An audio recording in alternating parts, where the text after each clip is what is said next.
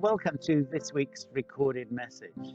Um, as many of you are aware, I was due to retire on Easter Sunday of this year, but due to the present circumstances, this was delayed.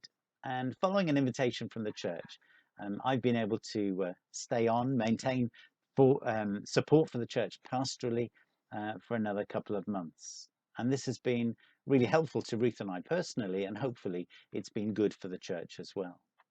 For the same reason, of course, our moving date has also been rescheduled on 3 occasions, and it now stands at June the 8th. And it's looking more and more likely that it will actually take place.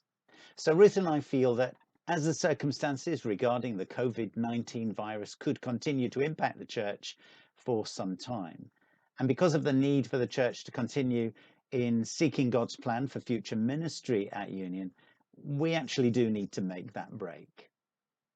So we decided to conclude our ministry at Union Church on Sunday, the 31st of May.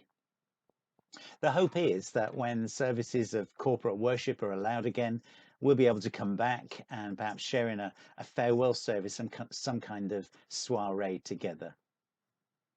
But as I'm moving into retirement, something I do want to say is this, that I'm not going on to another church, and therefore welcome you to keep in touch with us. And if there's any way that we can support you pastorally in whatever way, then please don't hold back. Do keep in touch.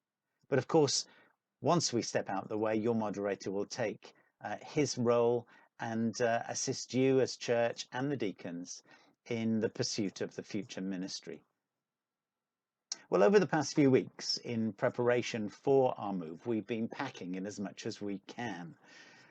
And one of the things that you notice when you start to move things around, no matter how clean your home is, when you move furniture, you do tend to discover a rather discreet cobweb or a pile of dust.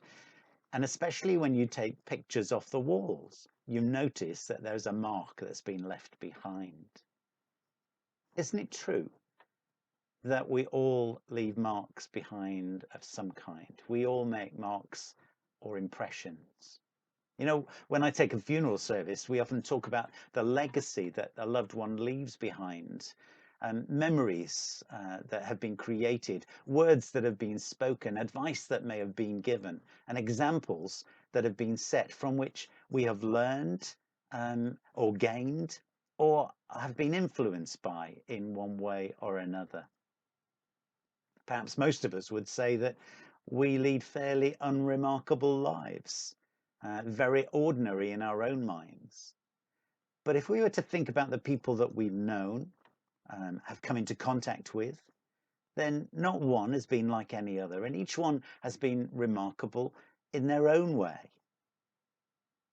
You know, as followers of Jesus, we know that he set a pattern for us to follow. We know that by the Holy Spirit at work within us, we're all being changed to become more like him.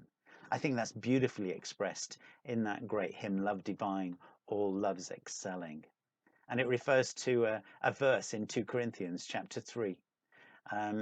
Changed from glory into glory, till in heaven we take our place. We're all being changed to become more like Jesus.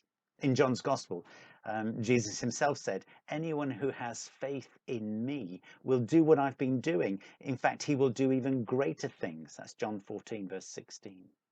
Now, this is not of ourselves, but because of God's grace, because of God's power within us, because of the Holy Spirit who lives within us. But how do we live and how do we look more like Jesus?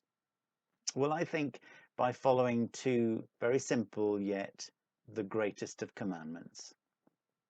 Familiar words. Love the Lord your God with all your heart, your soul, your mind, and your strength. And love your neighbor as yourself. You know, the more we stay close to Jesus, the more of him will be seen in us. And the marks, the impressions that we make, whether it's in our family or our community or in our church, will reflect Jesus himself. And hopefully be a means of blessing, and leave the right kind of mark, the right kind of impression on another's life. Don't ever underestimate the value of your contribution, no matter how small or insignificant it may be, no matter how fit or unwell you might feel, no matter how young or how old you are. You know, any smallest act of kindness, a word of encouragement, and even a smile can make a world of difference.